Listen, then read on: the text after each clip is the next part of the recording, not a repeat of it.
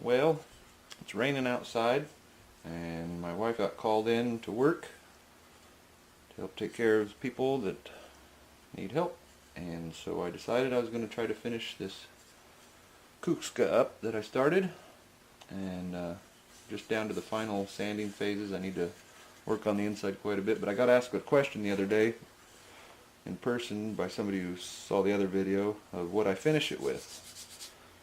And what you can use is just mineral oil, not mineral spirits, mineral oil. You can find this in the pharmaceutical section of grocery stores, pharmacy, whatever. And you basically just get a rag wet with it and just start working it into the wood. And a lot of guys will use that plus some 220 grit to really shine it up, polish it up. Coat after coat after coat. And I like to warm it up first. I'll stick this up in the furnace and let it warm up so the grain's nice and warm, opened. It'll pull all that in.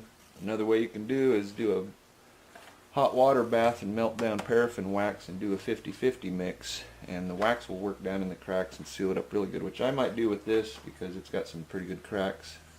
It'll waterproof it more. But I'll never do another one out of hedge. It's going to look cool, but man, I do have some peach wood picked out that I cut off one of my trees, and I'm hoping I'm letting it do its drying and cracking, checking whatever it's going to do. We'll split that and see if I can make something out of it. But another thing, if you do get started doing stuff like that, find out about your woods. Some of them can be toxic, the dusts, and some people are really allergic or susceptible to, it can cause nerve damage or whatever. But couldn't really find anything on this, and plus I use vacuums. I keep the dust down quite a bit, so just be careful what you use. And it's fun. I'm getting ready to make a spoon. This is a piece of just a limb off a red bud. I already made one out of the opposite side at a natural split, so pretty easy. I've already got the definition. I'm thinking about making this the spoon part, so you just kind of draw out where you want the handle, or where you want the spoon to start, kind of roughed out. And then you can take a little jigsaw, coping saw or something like that, and basically cut in to where the handle is, and then that side will split out nice, and then you're left with just very little whittling. Of course, I used a lot of power tools on this because it would have been 2 years to finish that by hand. Plus I got tools, so why not use them? And so that's a good finish to use. Here's a spoon that was made for me 30 years ago probably now.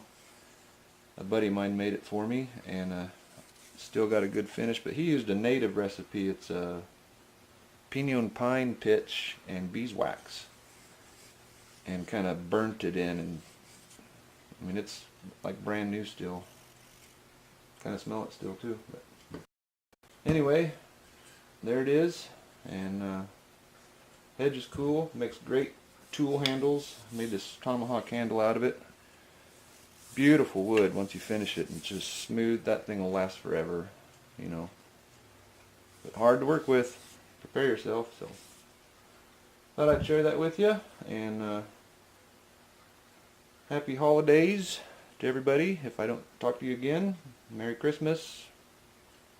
Yate Christmas to my Navajo friends, and Feliz Navidad to New Mexico.